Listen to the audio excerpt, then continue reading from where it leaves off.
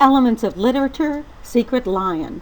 As you read these PowerPoints, as you observe them, please remember that this is what you're looking for as you analyze and read all of the literature in this semester. These are the things I'm asking you to look for as you read. Setting. In Secret Lion, we know that the setting is the area of a southwestern town in the United States, Nogales. We know that it's 3 miles north of the Mexican-American border. The author gives us this information on the first page. The time is the time of the author's youth. So you need to see the publication date. That's when an adult author wrote it. And then do whatever math you need to do to figure out when was the date when he was 12 years old. You're most likely going to come up with something in the 1950s or 60s. He's in junior high school at this time, perhaps it's in the 70s, I don't know, do the math. He plays in the arroyo, which is the dry riverbed. He looks to the mountains where things might be better. Of course, his mother sees them as hills. And when he was very young, 5, 8 years old, we're not real sure of the age there, he comes across a beautiful golf course, which to him symbolizes heaven. So these are the major settings within the story. You see, here's a map, and it shows you Nogales, Arizona, right there on the Mexican-American border. Characterization. We have a central character that is our narrator. He's unnamed, so he becomes symbolic for all of us as children. He is extremely well-rounded. We know many, many details. We know several distinctive stories from his childhood, how he feels in this particular time and place of his childhood. To say that he's dynamic is somewhat implied because we know that we have an adult narrator telling the story.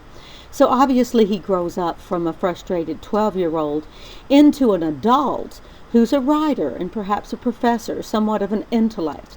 But he does carry with him in his adulthood some of the frustrations that he has as a child. And he doesn't undergo any specific epiphany that we can pinpoint within the story. So he is dynamic in that he has potential to change, to grow.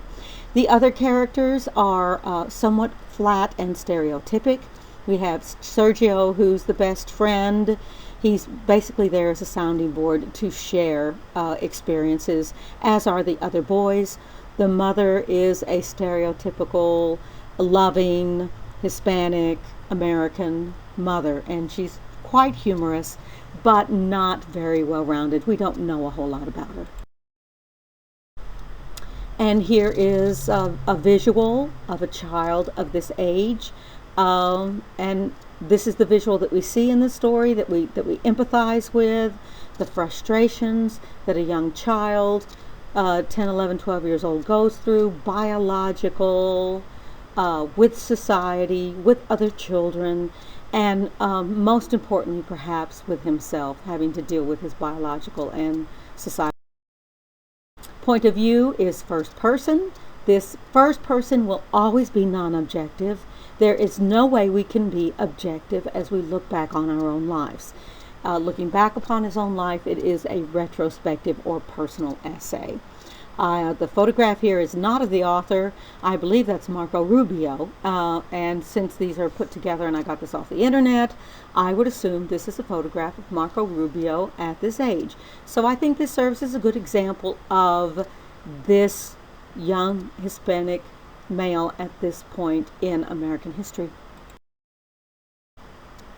Okay, so plot or conflict. Young Hispanic male versus nature. He states that. Nature's his big complaint. Nature is messing him around. Well, that's the biology. That's what's going on in his inside of him, just becoming a man. So in addition to that, he has his conflicts with society. Things are being taken away from him. Things that he doesn't understand. School, language. And as he leaves home, goes to the arroyo or goes to the mountains, he is confronted with society that he doesn't understand. So all of these deal with the confusion that he has within himself. The fourth here, male versus any other individual, I don't really see that in the story. Um, you'd have to look, but I can't remember any specific fights with other boys. If they'd be there, they're secondary. The three biggies here are nature, society, and the boy within himself, dealing with nature and society, things he cannot control. If I were to ask you to write a paper on this, which I will, conflict, I really want you to go into detail in this section in analyzing the actual conflicts within the story. Symbolism in the story is chock full of them. Words, language. We have a young Hispanic boy at home. Heaven knows what language. They're probably speaking Spanish at home. At school, we speak English. He sees obscenities around him. You know, the English obscenities at school. There's probably obscenities in Spanish also. And so there's the academic language of both languages he has to deal with, and the cultural language or the everyday language of both languages that he's having to deal with. I can understand why he would be confused. Learning a language is a very difficult thing to do, and he's having to learn languages on different levels and deal with everything else. His former teacher symbolizes part of what's taken away from him. He was comfortable with her. Now he's in 7th grade. He has to go to all these different classes. The tablecloth or the rug is literally being been pulled out from underneath him. This is how he feels. These symbols deal with things being taken away. He plays in the arroyo, the dry riverbed.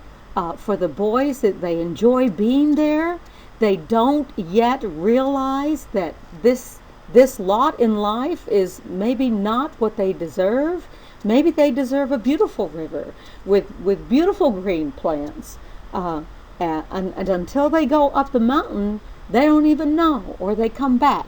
But this is where they're comfortable. Okay, but why is the riverbed dry? And why do they not have that other part of the river as part of their entitlement? I think the grinding ball is very interesting because the grinding ball in itself is a destructive thing. It's used in mining, so it would be part of this, what has destructed the landscape of the lives of these children. But they find it, and they find it so perfect because it's so perfectly rounded. They don't know why they like it. They like it because they found it. And it doesn't belong to other people, and nobody else can take it away from them.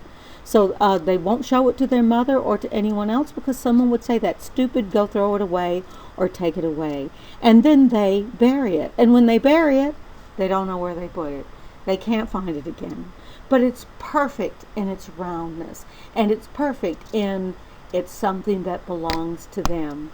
That's what they love about it. The irony is, it's part of what has destroyed the landscape in which is their environment. Now, when they find the golf course, actually we have a flashback of a flashback going back to when the boys were even younger, and they went for an excursion up into the mountains. And they find themselves upon a beautiful golf course, which to them is like the Wizard of Oz. It's like the Emerald City. It is heaven. And of course, once they get the narrator puts his Coke in his Coke cup, that's when the big fat white guys show up, and they take the kids, they scream at the children and tell them to get off the golf course. This doesn't belong to you. You cannot be here. Huge big symbol. How many times for the rest of their lives will these children as young men be faced with this conflict? You are not welcome here. And this is the first time in their lives that they actually have this experience, because they grow up in a warm and loving family with people who care about them. This is the young man versus society. Why is the lion secret? Well, the lion is the biological changes within the boy, and the anger that he feels. So it's a combination of his personal anger and not being able to deal with himself biologically, and the disappointments that he feels as a child. And all of us can relate to this. Why is it a secret? Well, we're all ashamed of the biological changes that we go through.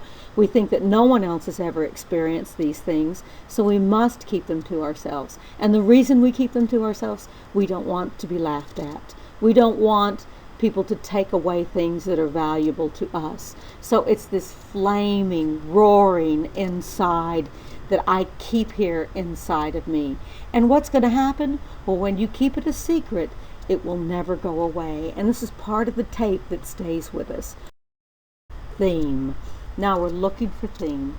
When we're looking for theme, we're going to look at two things. We're going to look at the title, as we did, The Secret Lion. That's the passion, that's the flame, that's the roar inside. Now go to the final paragraphs.